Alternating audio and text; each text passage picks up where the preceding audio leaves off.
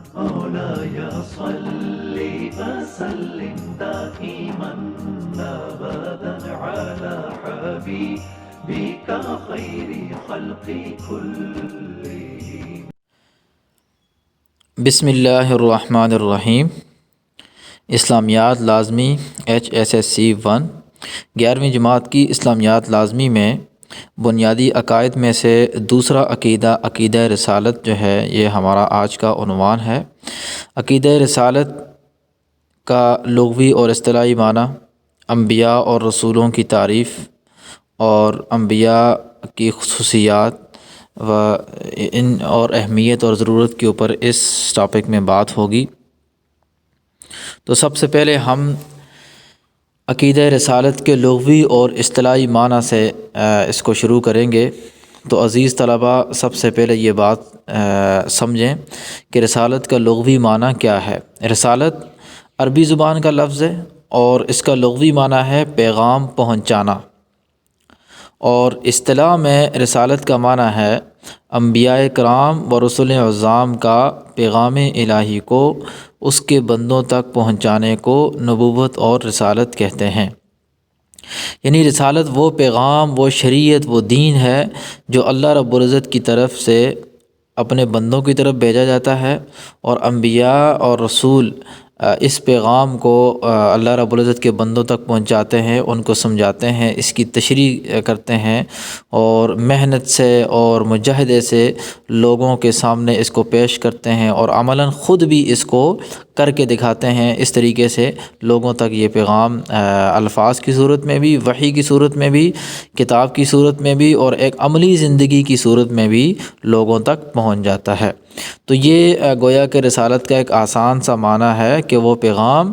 جو اللہ کی طرف سے بھیجا جاتا ہے، اور انبیاء اور رسول اس پیغام کو اللہ رب العزت کے بندوں تک یعنی اپنی امت تک پہنچاتے ہیں. تو یہ رسالت ہے.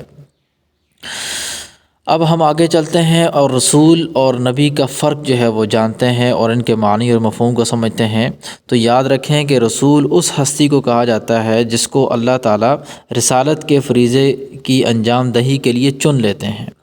جس طرح سورۃ النحل کی آیت نمبر 36 میں اللہ رب العزت نے ارشاد فرمایا، یہ اسکرین پر آپ آیت دیکھ سکتے ہیں، وَلَقَدْ بَعَثْنَا فِي كُلِّ أُمَّةٍ رَسُولًا، کہ اللہ رب العزت ارشاد فرماتے ہیں کہ اور ہم نے ہر گروہ میں ایک رسول بھیجا. یعنی آدم علیہ السلام سے لے کر آپ صلی اللہ علیہ وسلم تک جتنے بھی دنیا میں انبیاء آئے اور جتنی بھی قومیں آئیں وہ سارے اسی شریعت کے پابند تھے. یعنی جتنی بھی دنیا کے اندر امتیں آئیں، جتنی بھی قومیں آئیں، جتنے بھی لوگ آئے، تو ہر امت اور ہر قوم کی ہدایت کے لیے اور ان کی رہنمائی کے لیے اور ان کو دین اور شریعت سکھانے کے لیے اللہ رب العزت نے اس قوم کے اندر رسولوں کو مبعوث فرمایا. تو رسول اس ہستی کو کہا جاتا ہے کہ جس کو اللہ رب العزت بھیجتے ہیں. رسول کا لفظ بھی رسول سے نکلا ہے اور اس کا معنی ہے بھیجا ہوا. یعنی رسول کو اللہ رب العزت چونکہ بندوں کی طرف بھیجتے ہیں تو اس وجہ سے ان کو رسول کہا جاتا ہے، اور ان کو اللہ رب العزت کی طرف سے رسالت کا فریضہ دیا جاتا ہے. دوسرے نمبر پر دیکھیں نبی کے لفظ استعمال ہوتا ہے. تو نبی اس ہستی کو کہا جاتا ہے جو اللہ تعالیٰ کی طرف سے غیب یا مستقبل کی خبریں دیتے ہیں.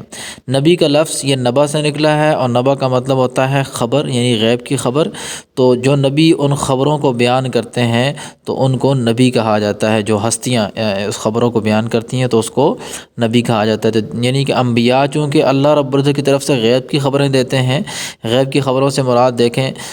دنیا کے اندر انسانوں کو آخرت کا نہیں پتہ، تو آخرت ایک غیب ہے، چھپا ہوا ہے. بالکل اسی طرح جنت ہے، جہنم ہے، آخرت، قیامت کا آنا، قیامت کے بعد کے مناظر، موت کے مناظر، موت کے بعد کے حالات، یہ جتنی بھی چیزیں ہیں آخرت کی جو انسان سے غائب ہیں، انسان سے چھپی ہوئی ہیں، یا آنے والے وقتوں میں کیا ہونے والا ہے، یا آج سے پہلے جو دنیا کے اندر قومیں گزری ہیں انہوں نے کیا کیا تھا، ان کے ساتھ اللہ رب العزت کا کس طرح کا معاملہ ہوا تھا، نیک لوگوں کو اللہ نے کس طرح انعامات سے نوازا تھا، جو نافرمان تھے ان کو کس طرح اللہ رب العزت نے عذاب دیے تھے، یہ ساری چیزیں غیب میں آتی ہیں۔ تو انبیاء بھی چونکہ اللہ کی طرف سے جو وحی آتی ہے اس وحی کے ذریعے سے ان کو جو غیب کی خبریں دی جاتی ہیں، تو انبیاء اور نبی بھی ان غیب کی خبروں کو آگے امت تک پہنچاتے ہیں، تو اس وجہ سے ان ہستیوں کو نبی کہا جاتا ہے۔ تو یاد رکھیں عام طور پر یہ دونوں لفظ انبیاء اور رسولوں کے لیے استعمال ہوتے ہیں، کبھی رسول کو نبی بھی کہہ دیا جاتا ہے اور کبھی رسول کی جگہ نبی کا لفظ بھی آتا ہے۔ تو یہ عموماً شریعت کی نصوص کے اندر، آیات کے اندر اس طرح کے الفاظ استعمال ہوتے ہیں، لیکن اصولی طور پہ نبی اور رسول میں تھوڑا سا فرق ہے۔ اس فرق کو ہم تھوڑا سمجھیں گے تو دیکھیں یہ آخری ہیڈنگ جو یہاں دی گئی ہے اس سلائیڈ کے اندر کہ رسول، نبی اور رسول میں فرق۔ رسول اس ہستی کو کہتے ہیں جو نئی شریعت لے کر آئے، جبکہ نبی سابقہ شریعت کو ہی آگے بڑھاتا ہے۔ اس بات کا مطلب یہ ہے کہ دیکھیں رسول کا وہ دنیا کے اندر نئی شریعت لے کر آتے ہیں، نئی کتاب لے کر آتے ہیں، اور جب رسول نئی شریعت اور نئی کتاب لاتے ہیں تو اس کا مطلب یہ ہے کہ اس سے پہلے جو دین دنیا میں رائج تھا، جو کتاب تھی، اب اس کے احکامات منسوخ ہو چکے ہیں۔ منسوخ ہونے کا مطلب یہ ہے کہ وہ ہوں گے تو قابل احترام، ان پر ایمان تو لایا جائے گا، ان کو سچا سمجھا جائے گا، لیکن ان کی تعلیمات پر عمل نہیں کیا جائے گا۔ تعلیمات وہی قابل قبول ہوں گی جو وقت کے نبی، جو موجودہ نبی شریعت لے کر آئے ہوئے ہیں، انہی کی تعلیمات کو لیا جائے گا جو وہ کتاب لے کر آئیں گے۔ جس طرح دیکھیں حضرت موسیٰ علیہ السلام تورات لے کر آئے، ان کی اپنی شریعت تھی، نئی شریعت تھی۔ اچھا، حضرت داؤد علیہ السلام زبور لے کر آئے، بالکل الگ شریعت تھی، نئی شریعت تھی۔ حضرت عیسیٰ علیہ السلام پر انجیل نازل ہوئی تو وہ بالکل الگ شریعت تھی، الگ احکامات تھے۔ تو آپ علیہ السلام جو قرآن مجید اور شریعت دین لے کر آئے تو یہ بالکل پچھلی ساری امتوں سے الگ تھی اور اس کی اپنی ایک حیثیت تھی۔ تو اس وجہ سے رسول جو ہے وہ نئی شریعت لے کر آتے ہیں، اور جو نبی ہیں، نبی نئی شریعت لے کر نہیں آتے بلکہ رسولوں کی لائی ہوئی شریعت کو ہی آگے بڑھاتے ہیں، اسی کی تبلیغ کرتے ہیں۔ مثال کے طور پر ایک رسول کو اللہ رب العزت نے ایک نئی شریعت، ایک نئی کتاب دے کر دنیا میں مبعوث فرمایا، تو اب وہ ایک علاقے کے اندر کام کریں گے تو اور مختلف دوسرے علاقوں کے اندر اللہ رب العزت نبیوں کو بھیجے گا جو انہی کی شریعت کو مضبوط کریں گے، انہی کی آگے تبلیغ کریں گے۔ یا اس کی بہت ساری صورتیں ہیں کہ رسول دنیا سے چلے جاتے ہیں تو بعد میں انبیاء کا سلسلہ جاری رہتا ہے اور وہ آ کر اسی رسالت کو، اسی شریعت کو لوگوں تک پہنچاتے ہیں اور ان کی ہدایت کا کام جاری رکھتے ہیں۔ اچھا جی، اب ہم آگے چلتے ہیں کہ ہمارے اس عقیدے کا یعنی ایمان بالرسالت کا مفہوم کیا ہے، کہ جس طرح ہم نے بنیادی عقائد کے اندر توحید کو پڑھا کہ ہمارا ایمان ہے کہ اللہ رب العزت کی ذات اپنی ذات میں، اپنی صفات میں اور صفات کے تقاضوں میں اکیلی ہے، تو اسی طرح اللہ رب العزت کی ذات میں، صفات میں اور صفات کے تقاضوں میں کوئی شریک بھی نہیں ہے۔ تو یہ ہمارا عقیدہ توحید تھا۔ تو اب ہمارا عقیدہ رسالت کیا ہے؟ تو یاد رکھیں عقیدہ رسالت ہمارا یہ ہے کہ اللہ تعالیٰ نے انسانوں کی ہدایت و رہنمائی کے لیے انبیاء اور رسولوں کو مبعوث فرمایا۔ پہلے نبی حضرت آدم علیہ السلام ہیں اور آخری نبی حضرت محمد صلی اللہ علیہ وسلم ہیں۔ تو اب مسلمان ہونے کی وجہ سے ہمارا یہ عقیدہ ہے کہ سابقہ جتنے بھی انبیاء اور رسول نبوت اور رسالت لے کر آئے تو اس کو ہم سچا تسلیم کریں۔ سابقہ تمام انبیاء کی، پچھلے تمام انبیاء کی نبوت اور رسالت کو سچا تسلیم کرنا، برحق تسلیم کرنا اور ان پر ایمان لانا، یہ ہمارا عقیدہ ہے۔ ان میں سے کسی ایک کا بھی انکار جو ہے یہ کفر ہے، جس سے انسان دائرہ اسلام سے خارج ہو جاتا ہے۔ اس عقیدے کو دیکھیں سورہ بقرہ آیت نمبر 285 کے اندر اللہ رب العزت نے خود اس عقیدے کو بیان فرمایا اور فرمایا کہ لا نفرق بین احد من رسلی، کہ ہم ان رسولوں میں سے کسی ایک میں بھی فرق نہیں کرتے۔ یعنی ایسا نہیں ہے کہ ہم کچھ رسولوں پر ایمان لائیں اور کچھ پر نہ لائیں، ایسا نہیں ہے، بلکہ ہم تمام انبیاء کی رسالت کو، ان کی نبوت کو، ان کے لائے ہوئے دین کو برحق سمجھتے ہیں، ان کو اپنے وقت کا سچا نبی مانتے ہیں۔ ہاں اتنی بات ضرور ہے کہ اب موجودہ دور میں ہمارے پاس چونکہ شریعت موجود ہے، امام الانبیاء نبی اکرم صلی اللہ علیہ وسلم موجود ہیں، ان کی شریعت، ان کی کتاب، ان کی احادیث موجود ہے، تو اب ہم اسی کے پابند ہیں۔ ہم آپ صلی اللہ علیہ وسلم کی شریعت کے مطابق زندگی گزاریں گے۔ پہلے انبیاء کی جو شریعت تھی، جو احکامات تھے، ہم ان کے پابند نہیں ہیں، ان پر ہم عمل بھی نہیں کریں گے، لیکن صرف یہ ہے کہ ان پر ایمان رکھیں گے کہ وہ اپنے زمانے میں جو تعلیمات لے کر آئے تھے وہ برحق تھیں اور سچی تھیں۔ یہ تو یہ ہو گیا ہمارا ایمان بالرسالت کا مفہوم۔ آگے دیکھیں رسالت اور نبوت کی ضرورت کیوں پڑتی ہے، کہ دنیا کے اندر اللہ رب العزت کس ضرورت کے تحت دنیا کے اندر انبیاء اور رسولوں کو بھیجتے ہیں۔ تو یاد رکھیں کہ انبیاء اور رسولوں کے بنیادی طور پر دو مقاصد ہوتے ہیں دنیا میں آنے کے۔ پہلا مقصد تو یہ ہے کہ احکام الہی سے آگاہ کرنا، یعنی اللہ رب العزت کے جو احکامات ہیں، جو اللہ رب العزت کی طرف سے حکم دیے گئے ہیں اور جن چیزوں سے منع کیا گیا ہے، عبادات کے اندر، معاملات کے اندر، معاشرتی زندگی کے اندر، معاشی زندگی کے اندر، سیاست کے میدان میں، تجارت کے میدان میں، تمام میدانوں کے اندر اللہ کے جو احکامات ہیں، جو اللہ رب العزت نے جو ضابطہ دیا ہوا ہے، اس ضابطے کو اللہ کے بندوں تک پہنچانا، یہ رسالت اور نبوت کا پہلا مقصد ہے، یعنی لوگوں کو اللہ کے احکامات سے، اللہ کی شریعت سے آگاہ کرنا۔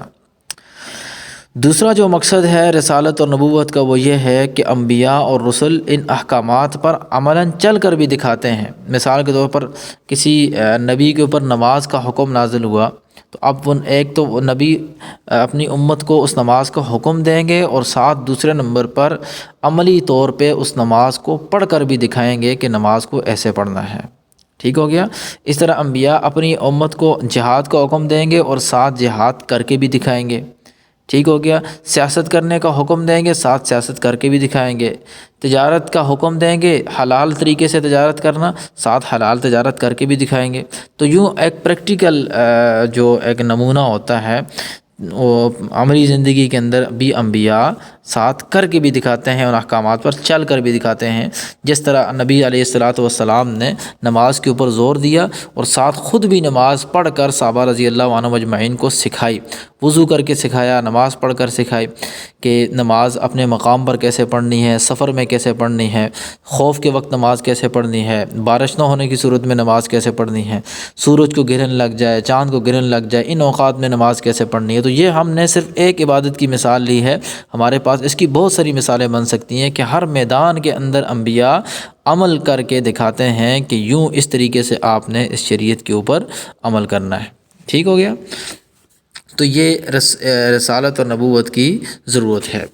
اب ہم آگے چلتے ہیں کہ انبیاء اور رسول علیہ الصلوۃ والتسلیمات کی خصوصیات کیا ہیں۔ تو یاد رکھیں عزیز طلباء کہ یہاں پر انبیاء و رسول علیہ السلام کی خصوصیات سے مراد تمام نبیوں کے اندر جو اجتماعی خصوصیات ہیں جو سب میں پائی جاتی ہیں۔ ٹھیک ہو گیا۔ ایسی خصوصیات جو تمام انبیاء کے اندر پائی جاتی ہیں، اس سے مراد وہ خصوصیات ہیں۔ سب سے پہلی خصوصیت دیکھیں، انبیاء کے اندر جو خصوصیت ہے وہ ہے بشریت، کہ تمام نبیوں کو اللہ رب العزت انسانوں میں سے بھیجتے ہیں۔ ٹھیک ہے، جس طرح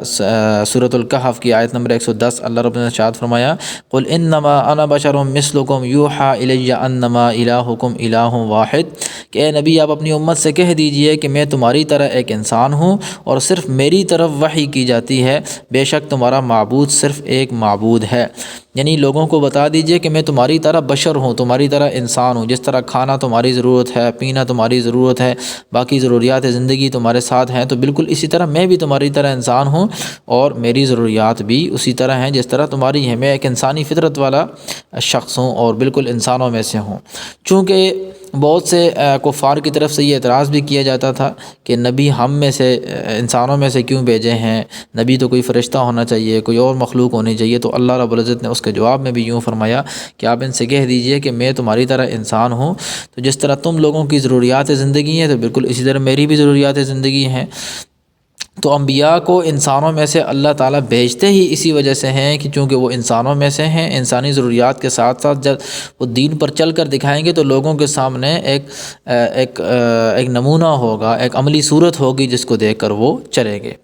ٹھیک ہو گیا۔ تو سب سے پہلی خصوصیت کہ اللہ رب العزت انبیاء کو بشریت یعنی انسانوں میں سے بھیجتے ہیں۔ دوسرے نمبر پر ہے انبیاء کی خصوصیت وحبی۔ وحبی کا مطلب ہوتا ہے کہ اللہ کی طرف سے عطا کردہ، رسالت اور نبوت یہ اللہ کی طرف سے عطا کردہ ایک نعمت ہوتی ہے۔ انسان اپنی محنت سے، اپنی کوشش سے کبھی بھی رسالت اور نبوت کو حاصل نہیں کر سکتا، جیسا کہ سورہ انعام میں اللہ پاک نے ارشاد فرمایا، اللہ اعلم حیث یجعل رسالتہ، کہ اللہ تعالیٰ سب سے زیادہ علم رکھتا ہے کہ کس کو رسالت دی جائے۔ تو دیکھیں وہابیت یعنی رسالت کسی کو محنت کی وجہ سے نہیں ملتی کہ دنیا کے اندر کسی شخص نے اتنی محنت کی، وہ اتنا بڑا بزرگ بنا، اتنا بڑا ولی بنا کہ اللہ نے اس کی بزرگی کو دیکھتے ہوئے اس کو نبوت رسالت دے دی۔ اس طرح ترقی کرتے کرتے وہ آگے نہیں بڑھتا اپنی محنت سے، بلکہ یہ اللہ کے علم کے اندر پہلے سے موجود ہوتا ہے کہ کون انسان دنیا میں جا کر کیسی زندگی گزارے گا، تو اس حساب سے اللہ رب العزت پہلے سے ہی مختلف خاندانوں کے اندر سے مختلف لوگوں کو نبوت اور رسالت کے لیے چن لیتے ہیں۔ تو اس خصوصیت کا مطلب یہ ہے کہ یہ اللہ کی طرف سے عطا کردہ نعمت ہے کہ انسان کو اپنی کوشش، محنت اور ریاضت سے حاصل نہیں ہوتی۔ ٹھیک ہو کیا؟ اب ہم آگے چلتے ہیں کہ انبیاء کی خصوصیت ہے احکام الہی کی تبلیغ۔ دنیا کے اندر جتنے بھی نبی آتے ہیں، جتنے بھی رسول آتے ہیں، تو ان کی ذمہ داری ہوتی ہے کہ اللہ رب العزت کے احکامات کو اس کے بندوں تک پہنچانا۔ جو بھی احکامات اللہ کی طرف سے وحی کے ذریعے نازل ہوتے ہیں، تو انبیاء ان احکامات کو امت تک، اللہ کے بندوں تک پہنچاتے ہیں۔ جیسا کہ اس آیت میں اللہ رب العزت نے آپ صلی اللہ علیہ وسلم سے ارشاد فرمایا، یا ایھا الرسول بلغ ما انزل الیک من ربک، کہ اے رسول جو آپ کی طرف رب کی طرف سے نازل ہوا ہے اسے لوگوں تک پہنچا دیجیے، یعنی جو آپ کی طرف سے، اللہ کی طرف سے وحی آپ پر نازل ہوتی ہے، اس کو آپ لوگوں تک پہنچائیں۔ اچھا، اس کے بعد ہے معصومیت، کہ انبیاء اور رسل جتنے بھی ہیں ان کو اللہ رب العزت گناہوں سے محفوظ رکھتے ہیں۔ ٹھیک ہو گیا؟ ان کا ہر عمل منشا الہی کے مطابق ہوتا ہے، ان کا کوئی کام نفسانی خواہشات کے تابع نہیں ہوتا، یعنی اللہ رب العزت کو ایسی روحانی طاقت عطا فرماتے ہیں، ایسا ماحول عطا فرماتے ہیں، ایسی روحانی قوت دیتے ہیں کہ وہ گناہوں سے ہر جگہ پر محفوظ رہتے ہیں، اور اللہ رب العزت اپنے فضل سے ان کو ہر قسم کی نفسانی خواہشات سے بچا کے رکھتا ہے۔ چونکہ انبیاء اور رسول ہم نے پیچھے پہلی خوبی میں پڑھا تھا کہ وہ بھی انسانوں میں سے ہوتے ہیں، تو انسانوں کے اندر خواہشات بھی ہیں، انسانوں کے اندر گناہ کی طرف جانے کا میلان بھی ہے، لیکن انبیاء کو اللہ رب العزت یہ خصوصیت عطا فرماتے ہیں کہ وہ گناہوں سے محفوظ رہتے ہیں اور نفسانی خواہشات کے تابع نہیں ہوتے۔ اس کے بعد انبیاء کی خصوصیت میں سے ہے بے مثال کردار، کہ انبیاء کا کردار ہمیشہ بے مثال ہوتا ہے، کہ کوئی بھی شخص ان کے کردار میں کسی بھی بات پر انگلی نہیں اٹھا سکتا۔ یعنی اس کا تعلق گویا کہ اس پچھلی خوبی کے ساتھ ہو گیا کہ وہ چونکہ گناہوں سے محفوظ ہوتے ہیں، جب گناہوں سے محفوظ ہوتے ہیں تو ان کا کردار مثالی ہوتا ہے، وہ ہر میدان کے اندر جو ہے نا صادق ہوتے ہیں، امین ہوتے ہیں، ہر کام کو میرٹ پہ کرتے ہیں، کسی کام کے اندر خیانت نہیں کرتے، ٹھیک ہے، اور ان کے کردار کے اندر کسی قسم کا کوئی ایسا کام نہیں ہوتا جس پر کوئی انگلی اٹھا سکے اور ان کے کردار پر کوئی شک کر سکے۔ تو ان کا جو کردار ہے وہ خوبیوں سے بھرا ہوا ہوتا ہے، صفات سے بھرا ہوا ہوتا ہے، وہ ہر قسم کے گناہوں سے، ہر قسم کی غلط سے محفوظ رہتے ہیں۔ اس کے بعد انبیاء کی خصوصیت ہے صداقت اور امانت۔ دیکھیں ہر نبی جو ہے وہ صادق اور امین ہوتا ہے۔ صادق اور امین ہونے کا مطلب یہ ہے کہ اللہ رب العزت کی طرف سے جو ان کو وحی دی جاتی ہے وہ اس کو سچائی کے ساتھ بیان کرتے ہیں، اس میں کسی قسم کی کوئی جھوٹ ملوث نہیں ہوتا، اور اس کو امانت کے طور پر پورا کا پورا پہنچاتے ہیں۔ ایسا نہیں ہوتا کہ کچھ احکامات اپنے پاس رکھ لیں اور کچھ لوگوں کو دے دیں، کچھ چیزوں کو چھوڑ دیں، کچھ کو بیان کر دیں، اس طرح نہیں ہوتا، یا اس میں اپنی طرف سے اضافہ کر دیں، ایسا نہیں ہوتا، بلکہ جیسا اللہ کی طرف سے ان پر وحی نازل ہوتی ہے ویسے ہی ہو بہو وہ احکامات اپنے بندوں تک پوری صداقت اور امانت کے ساتھ پہنچاتے ہیں۔ جیسا کہ حضرت ہود علیہ السلام نے اپنی قوم سے فرمایا کہ میں تو تمام جہانوں کے رب کی طرف سے رسول ہوں، اور میں تمہیں اپنے رب کے احکامات پہنچاتا ہوں، اور میں تمہارا خیر خواہ ہوں۔ پھر فرمایا کہ انا لکم ناصح امین، کہ میں تمہارا خیر خواہ بھی ہوں اور احکام الہی کا امین ہوں۔ تو حضرت ہود علیہ السلام کی اس دعا کے اندر تمام انبیاء کی خصوصیت آ گئی کہ وہ اپنے اس رسالت کے پیغام کے پہنچانے میں صادق بھی ہوتے ہیں اور امین بھی ہوتے ہیں۔ آگے دیکھیں، مرد ہونا ہر نبی کی خوبی ہے، صفت ہے، کہ اللہ رب العزت نے کبھی مردوں کے علاوہ کسی عورت کو نبی بنا کر نہیں بھیجا، نہ کسی عورت کو اور نہ کسی غیر مرد کو کبھی نبی نہیں بنایا، نبی ہمیشہ مردوں میں سے ہی ہوتے ہیں، یہ بھی انبیاء کی خصوصیت ہے۔ آگے چلتے ہیں، ظاہری عیوب سے پاک ہونا، کہ کسی بھی نبی یا رسول میں کوئی بھی ایسا ظاہری عیب یا نقص نہیں ہوتا جس سے بندوں کے دل میں اس کی نفرت پیدا ہو، کوئی بھی ظاہری عیب ایسا کہ جس سے انسان جو ہے نا دوسرے کے ساتھ دوسرے کی حقارت، دوسرے کی کمی دل میں آئے، کہ جیسے ہم کہتے ہیں لنگڑا ہونا یا کسی کی بینائی نہ ہونا وغیرہ، کوئی ایسے ظاہری عیب جو ہوتے ہیں، ظاہری بیماریاں ہوتی ہیں، ظاہری جو نقص ہوتے ہیں جسم کے اندر پیدائشی ہوں یا بعد میں ہوں، تو اس طرح کے عیوب سے اللہ رب العزت انبیاء کو پاک رکھتے ہیں۔ ان کی شخصیت، ان کا قد، ان کا جسم، ان کا سارا جو ہے نا وہ خوبصورتی ہوتی ہے، جیسا کہ حدیث میں آتا ہے کہ اہل جنت کو اللہ رب العزت انبیاء کی خصوصیات دیں گے، کسی نبی کا حسن ملے گا، کسی نبی کے اخلاق ملیں گے، کسی نبی کی جو ہے نا وہ جسامت، کسی نبی کا قد، کسی نبی کا صبر، اس طریقے سے انبیاء کی خوبیوں کو اللہ رب العزت نے اہل جنت کی خوبیاں بنایا۔ اس کی وجہ یہ ہے کہ انبیاء ظاہری عیوب سے پاک ہوتے ہیں۔ اس کے بعد دیکھیں کہ وحی، یہ بھی انبیاء کی خصوصیت ہے کہ اللہ رب العزت وحی صرف انبیاء پر نازل کرتے ہیں، انبیاء کے علاوہ باقی دیگر عام انسانوں پر وحی نازل نہیں ہوتی، چونکہ وحی ایک اللہ کا پیغام ہوتا ہے اور وحی کا فرشتہ وحی لے کر آتا ہے، تو وہ اللہ کی طرف سے احکامات ہوتے ہیں، خاص پیغام ہوتے ہیں، تو وہ صرف انبیاء پر ہی نازل ہوتے ہیں، انبیاء کے علاوہ عام انسانوں پر نازل نہیں ہوتے۔ تو اس ٹاپک کے اندر ہم نے عقیدہ رسالت کو تفصیل کے ساتھ پڑھ لیا ہے، اس کے رسالت کے لغوی اور اصطلاحی معانی، انبیاء اور رسل کی ضرورت، اور اس کے ساتھ ساتھ انبیاء کی اجتماعی خصوصیات، ان تمام اس کو آپ یاد کریں اور اس کو اپنے پاس، اہم نکات کو اپنے پاس نوٹ بھی کریں۔ وآخر دعوانا ان الحمد للہ رب العالمین۔ مولاي صل وسلم دائما أبدا على حبيبك خير خلق كلهم